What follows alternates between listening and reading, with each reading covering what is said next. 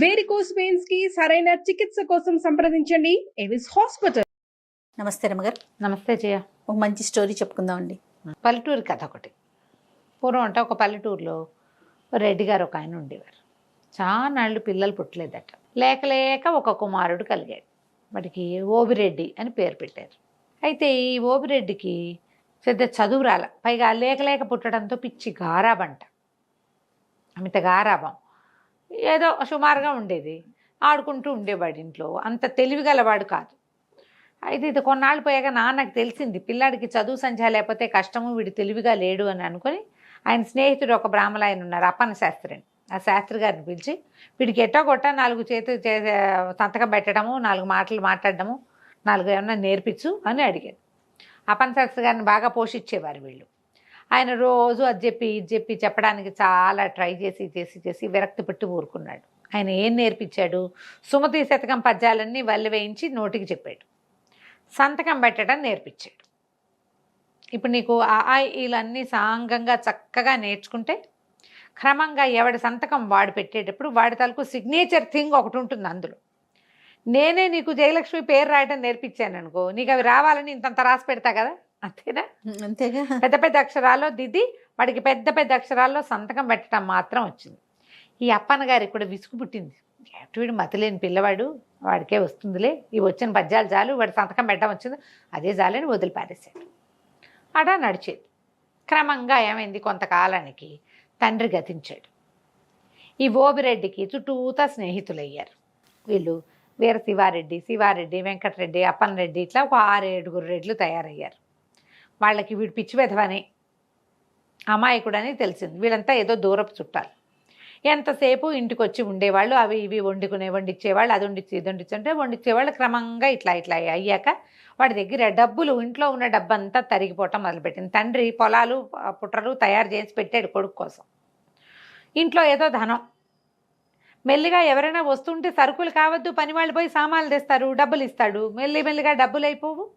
ఇక డబ్బంతా ఖర్చు అయిపోవటం మొదలుపెట్టింది.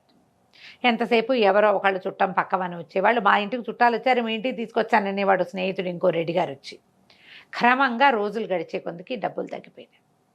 ఒకనాడు ఈ ఓవిరెడ్డి ఏదో బజార్ వెళ్తుంటే అప్పన్న శాస్త్రి గారు కనపడి, ఏమిటైనా ఓబయ్య, మీ ఇంటి నిండా జనాలు ఉంటున్నారు ఎప్పుడు ఒకప్పుడు, ఏమిటంటే చుట్టాలండి అనేసరికల్లా ఈయన అన్నాడు, నీకు జ్ఞాపకం ఉందా, సుమతి శతకం పద్యం చెప్పేవండి అని చెప్పి, ఏమిటి తెప్పలు 10,000 చేరు కదరా, సుమతి ఉంది కదా, ఎప్పుడు డబ్బులు వస్తే అప్పుడు చుట్టాలు ఉంటారు, ఎందుకంటే నీరు ఎక్కడ ఎక్కువ ఉంటే కప్పలు 10,000 చేరుతాయి అక్కడికి. అవును, నీ దగ్గర డబ్బులు ఉన్నాయి కాబట్టి చుట్టాలు వస్తున్నారు, లేకపోతే ఒక్కళ్ళు కూడా రారు అని చెప్పాడు. ఈ సుమతి శతకం పద్యం వల్ల వేసుకుంటూ వెళ్ళేసరికల్లా ఈ ఓబిరెడ్డికి అర్థమైంది. అవును కదా. అక్కడి నుంచి ఇంటికి వెళ్ళగానే ఇంట్లో చుట్టాలు వాళ్ళు వీళ్ళు ఉన్నారు, ఎవరో కొంచెం పలహారం చేస్తున్నారు, ఇంకెవరో కాళ్ళదాపు పడుతున్నారు. గట్టిగా అరిచి కేకలు పెట్టి తిట్టిపోసాడు అందరినీ. మీరందరూ కప్పలు, నా దగ్గర డబ్బులు ఉన్నాయి కాబట్టి చేస్తున్నారు, అంతకంటే ఏం లేదు. సుమతి శతకారుడు ఏనాడో చెప్పాడు, పొండి మా ఇంట్లోకి ఇక మా గడప మీద అడుగు కూడా పెట్టద్దు, మీరు వెళ్ళిపోండి అని అందరి మీద కేకలు పెట్టాడు. కొంచెం అమాయకుడు కదా, జనం అంతా అంత అరుస్తుంటే ఎవరుంటారు, ఎవరి దారిని వాళ్ళు సర్దుకుని పోయారు. ఈ కప్పల పద్యం అందరికీ తెలిసిందే కదా, పిల్లలకి నేర్పించాలి. మన దగ్గర డబ్బులు ఉంటే ఉండే విధానం వేరుంటుంది, చుట్టాలు డబ్బులు లేనప్పుడు ఉండే విధానం ఎప్పుడూ వేరుగానే ఉంటుంది. అందుకని చుట్టాలతో డబ్బులు సంపాదించుకోవాలి, కానీ చుట్టాలతో మితంగా ఉండాలి. బాగానే ఉంది. కొంతకాలం గడిచింది, ఇంట్లో డబ్బంతా అయిపోయింది, కానీ పొలము పుట్ర ఉన్నాయి కదా, నెల ఏడాదికి ఒకసారి డబ్బులు వస్తాయిగా, వాటితో ఓబయ్య కాలక్షేపం చేస్తున్నాడు. అయితే ఊళ్ళో ఈ స్నేహితులు ఉన్నారు కదా, వీళ్ళు ఏం చేశారు, ఇతను అల్ప సంతోషి ఓబయ్య. ఒకడేం చేశాడంటే, మా ఊరి నుంచి చిలకడ దుంపలు ఇచ్చినాయి ఓబయ్య, నీకు ఇవ్వడానికి వచ్చామని చిలకడ దుంపలు పుచ్చుకొచ్చాడు. చిలకడ దుంపలు ఉడకబెట్టించు, తినడానికి చాలా బాగుంటాయి, మా ఆవిడ బెల్లం వేసి వండింది, ఇదిగో నీకని ఒక కప్పు తెచ్చాడు. ఇప్పుడు వాళ్ళు ఇవ్వడానికి ఇచ్చారు కానీ తీసుకోవడానికి రాలా. బాగుందిగా. ఓబయ్య ఆ స్వీట్ తినేశాడు, చిలకడ దుంపలు చూసుకొని సంతోషించాడు. మళ్ళీ ఫ్రెండ్షిప్ వృద్ధి అయింది కొండారెడ్డితోటి. 3-4 రోజులు పోయేసరికి శివారెడ్డి వచ్చాడు. మా పొలంలో పండిన వేరుశెనకాయలు తంపటేసుకొని తింటే మహా బాగుంటాయి, ఇదిగో అని ఒక పెద్ద కంప కట్ట వేరుశెనకాయలు తెచ్చిచ్చాడు. ఒలిపించుకుని వేయింపించుకో, చాలా బాగుంటాయి, ఇదిగో తంపటేసుకుని మా ఆవిడ చేసింది నీకోసం అని ఓ గిన్నె పుచ్చుకొచ్చాడు. తంపటకాయలు తినడానికి మహా బాగుంటాయి. ఇప్పుడు కొండారెడ్డి కూడా శివారెడ్డి కూడా ఎందుకు వచ్చాడు, ఇవ్వడానికి వచ్చాడు. ఇంతకుముందు మనకేం తెలుసు, తీసుకోవడానికి వస్తారు చుట్టాలు, అవునవును. ఇప్పుడు ఇవ్వడానికి ఇవ్వడానికి వచ్చారు. వీళ్ళు కాకుండా హనుమంతరెడ్డి ఒక ఆయన వచ్చాడు. ఆయనేమో మా ఇంట్లో సంక్రాంతి పండగకి పప్పలండాం, ఇదిగో నీకు అరిసెలు నేతరిసెలు ఇవ్వడానికి వచ్చానన్నాడు. ఒకళ్ళు మా ఆవు ఈనింది జున్ను ఇదిగోనన్నారు. వరుసగా స్నేహితులు రావడం మొదలుపెట్టారు. క్రమంగా మళ్ళీ స్నేహితులకు అలవాటు పడ్డాడు ఇతను. ఎందుకంటే వాళ్ళు తీసుకోవడానికి రాలేదు కదా, ఇవ్వడానికి వచ్చిన వాళ్ళతో తప్పేముంది. అది మెల్లిగా రాకపోక మొదలైన బజార్ తీసుకుపోయేవాళ్ళు. నువ్వు కాఫీ ఇప్పించు, నేను టీ ఇప్పిస్తానని. ఇవాళ నువ్వు కాఫీ ఇప్పించు, రేపు మేమందరం టీ ఇప్పిస్తామనేవాళ్ళు. ఒకడందరికీ ఓబరేడే అందరికీ కాఫీలు ఇప్పించేవాడు హోటల్లో. మర్నాడు ఎవరు వచ్చేవాళ్ళు కాదు. ఈ 2 రోజుల్లో ఈ ఓబరేడే మర్చిపోయేవాడు. మళ్ళీ స్టార్ట్, నువ్వు ఇవాళ టిఫిన్ ఇప్పించు, నువ్వు ఇవాళ మిఠాయి పొట్లం కట్టించు, నువ్వు ఇవాళ జిలేబీ ఇప్పించని మొత్తం వీడి దగ్గర డబ్బులన్నీ ఖాళీ చేసేవాళ్ళు. అయితే ఏమైంది, కొద్ది రోజులు పోయాక ఇతనికి డబ్బు అవసరం రావటం మొదలుపెట్టింది. అందరూ 5, 10, 10, 25 అప్పులు పెట్టారు. కావాలంటే మేము ఇస్తాం కదా అని. 5, 10, 25 కలిపితే ఓ 100 రూపాయలు అవుతుంది అంతే.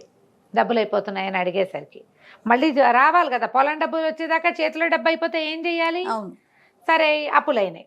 అయిన తర్వాత స్నేహితులంతా ఏం మాట్లాడుతున్నారంటే, ఈ బాబాయ్ పిచ్చి వెధవా, ఒక ఎకరం పొలం రాయించేసుకుంటే మన అప్పులకు సరిపెట్టచ్చు.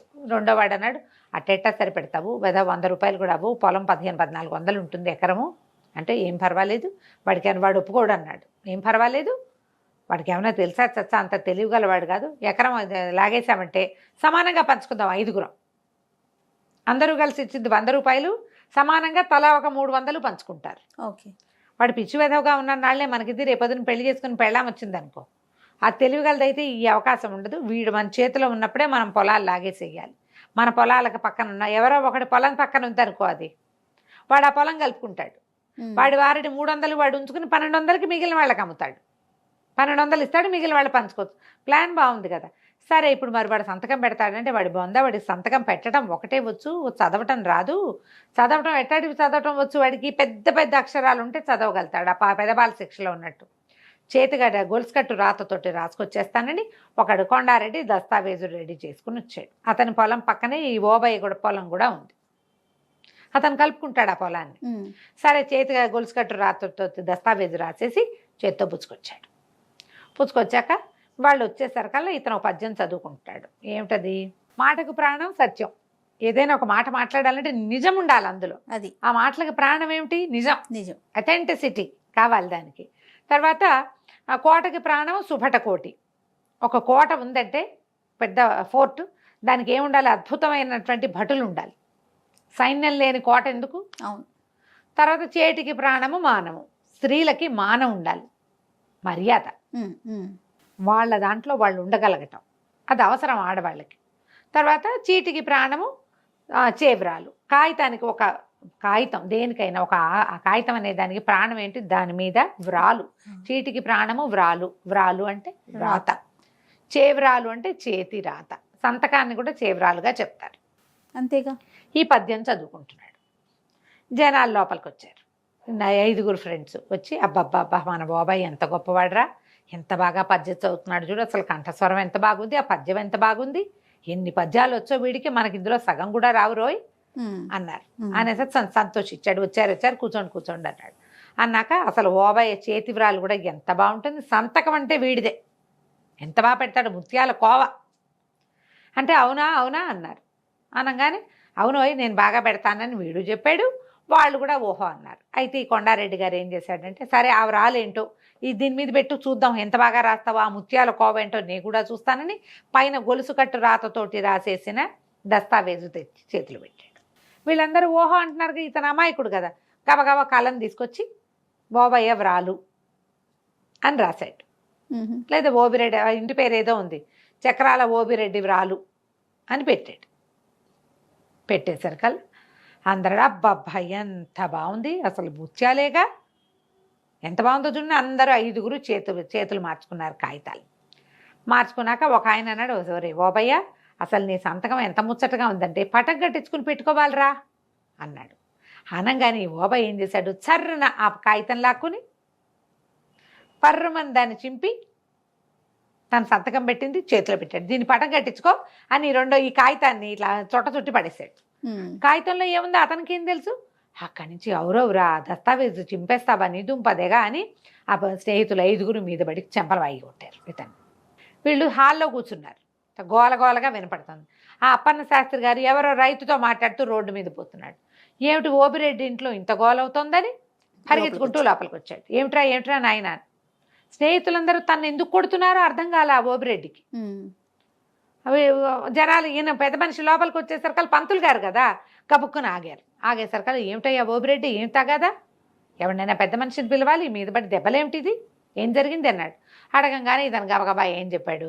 అది కాదండి, సంతకం పెట్టాను నేను, చేవ్రాలు ముద్దుగా ఉంది, పటం కట్టించుకుంటానన్నాడు శివారెడ్డి, అందుకని చింపిచ్చాను, చింపేసరికల్లా కేక కొడుతున్నారండి వీళ్ళు, ఎందుకు కొడుతున్నారో నాకు కూడా తెలియదు మాస్టర్ అన్నాడు. ఆనంగానే అప్పన్ గారు అన్నాడు, దేని మీద సంతకం పెట్టేవరా, ఏ కాగితం చూపి అన్నాడు. ఆనంగానే ఇతను చుట్టేసాడు కదా, నలిపేశాడు, కొంచెం చిరిగినట్టు అయింది, నలిపి అవతల బారేశాడు.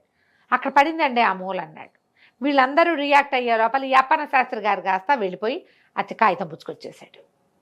అది నలిగింది చిరిగింది కానీ చింపి జీర్ణం అయిపోవాలా, మొత్తం కాగితం అంతా సాపుగా చేసి ఈయనతో మాట్లాడుతున్న రైతులు కూడా లోపలికి వచ్చి నుంచున్నారు. ఏదో జరుగుతోంది కదా, గొడవ అవుతుంటే అందరూ నుంచుంటారు కదా పెద్ద మనుషులు.